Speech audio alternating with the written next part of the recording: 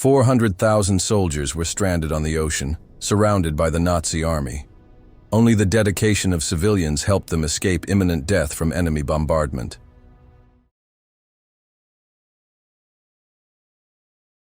The picture, based on real events, begins in 1940.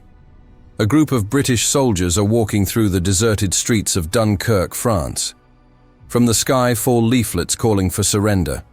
The enemy has surrounded the city anyway. Tommy wants to use them instead of toilet paper. Suddenly the shooting starts. Losing his comrades and his weapon, Tommy miraculously escapes through the fences. He reaches an Allied roadblock and keeps running until he finds himself on a beach where troops are gathered waiting to be evacuated. As he crouches down to relieve himself, he spots Gibson, who buries the corpse not out of pity, but for his boots. After drinking from a flask, Tommy goes to find his company awaiting evacuation. Suddenly, German planes begin a raid, raising pillars of sand into the air. After the shelling, the soldiers go back to their duties of waiting, carrying the wounded, and loading onto the ships at the breakwater. Tommy spots a wounded man and, along with Gibson, carries him to the breakwater. There is a dispute about nationality. The British ship refuses to allow Frenchmen on board.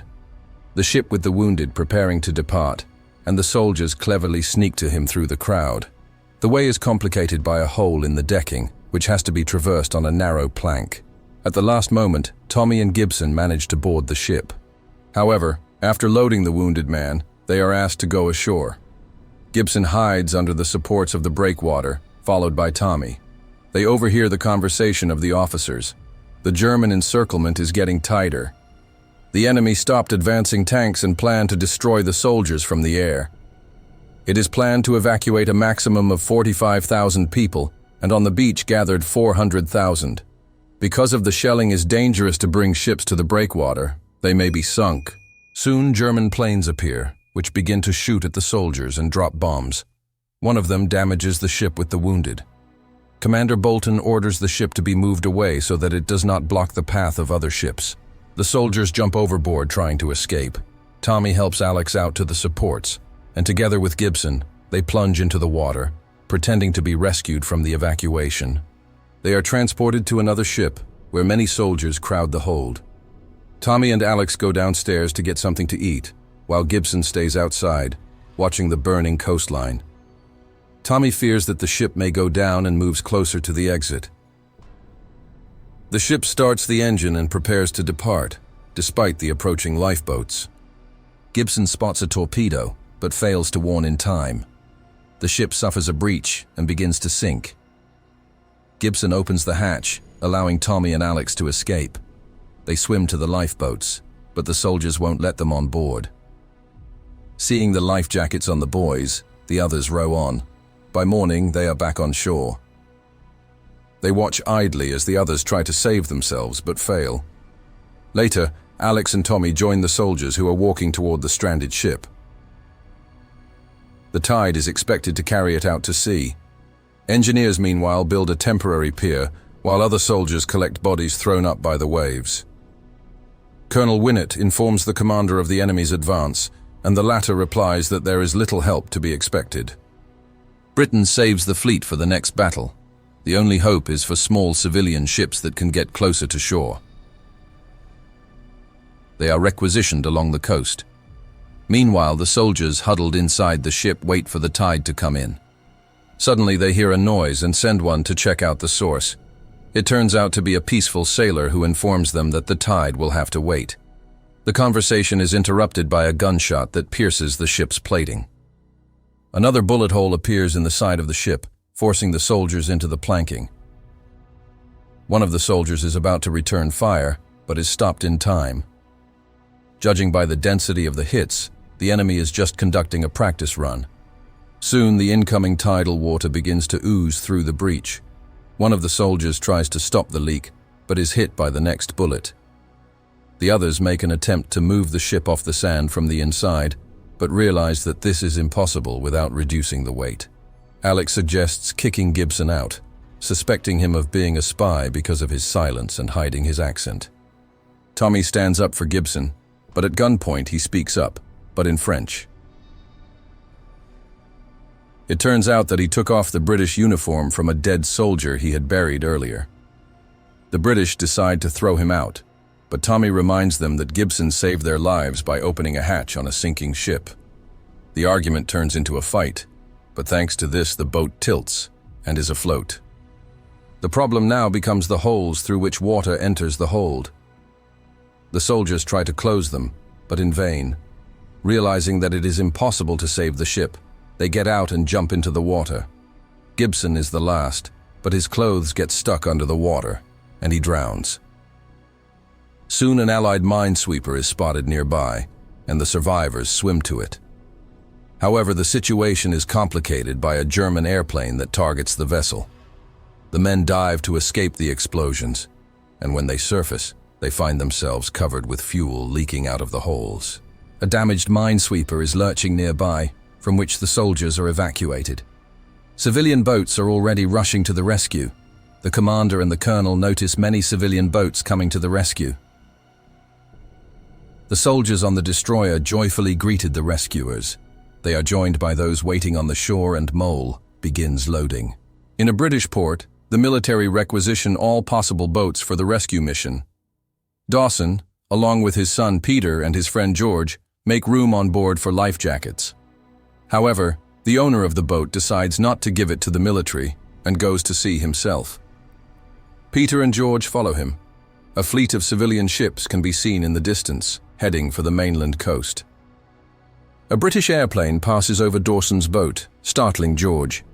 A military vessel filled with exhausted soldiers sails by. Dawson's boat sets course for a black column of smoke over the horizon. Along the way, they come across the wreckage of the ship and rescue a soldier who swims to them, but remains in shock and refuses to speak. George suggests that the soldier go down into the hold where it is warmer, but the soldier reacts nervously, claiming that they have been submerged by a submarine. Hearing explosions in the distance, the soldier inquires about the direction, and when he learns that they are heading for Dunkirk, he assures him that they will die. Dawson tricks him into going into the hold, pretending to change course. Peter closes the door with a bolt. Spitfires fly over the boat again, and the rescued soldier discovers he has been locked out. Peter opens the bolt, but the man has already climbed out through the hatch. He is angry that they are being led to Dunkirk and tries to grab the helm. A fight ensues, during which George falls and hits his head. Peter assists him, but George complains of losing his eyesight. Peter offers to go back for help, but Dawson insists that they have sailed too far. In addition, a warship is seen ahead, under attack by German aircraft. British Spitfires are on their way to intercept. After a short fight, one fighter loses altitude. The captain tells his son to watch his parachute, but the pilot is grounded. The plane slowly sinks into the water and the pilot is unable to get out of the jammed hatch. However, when the situation seems hopeless, the hatch gives way and the pilot climbs out. Once aboard, the crew notices a minesweeper under attack nearby. Spitfires are circling in the air, engaging the German aircraft. Thanks to Farrier's skill, the British shoot down the enemy, whose plane falls into the sea. Then the situation changes dramatically. The British are attacked by another German fighter, and the commander stops responding to inquiries. The remaining pilots circle to survey the area and find the wreckage of the Spitfire in the water. They continue to patrol the skies as long as they have enough fuel. They soon spot a bomber escorted by enemy fighters and prepare to engage. The pilots sneak up on the enemy from behind and open fire. One German plane is shot down, after which Farrier switches to a bomber that intends to attack the minesweeper. After a series of machine gun shots, the enemy begins to smoke and veers off to the side. The downed plane ignites the spilled fuel, which becomes fatal for the men left in the water. Dawson's boat, loaded to the limit, turns back toward England. On the way back, they are spotted by the remaining German fighter plane, but thanks to the captain's experience, the boat manages to get out of the fire without loss of life. The enemy plane flies away, and Collins asks how the captain got such skills. It turns out that Dawson's eldest son was a pilot and died at the beginning of the war. Realizing that there is almost no fuel left, Farrier decides to land on the beach at Dunkirk. The engine stalls, and he has to plan. The pilot reaches the site where the evacuation continues. According to command calculations, Britain has managed to save almost 300,000 soldiers. Bolton stays ashore to help the French allies. Despite the faulty landing gear, Farrier manages to land the plane and set it on fire so that the equipment does not reach the enemy. The Germans take him prisoner. The soldiers board the train to head to their new location. In the morning, Alex takes a newspaper from the boy and learns that they have managed to evacuate 350,000 people from Dunkirk. He fears they will be considered cowards for fleeing, but the citizens greet the soldiers as heroes and treat them to drinks at the station. Peter brings George's picture to the newspaper editorial office so that he will be remembered as a hero who gave his life to save others. This is where the movie ends.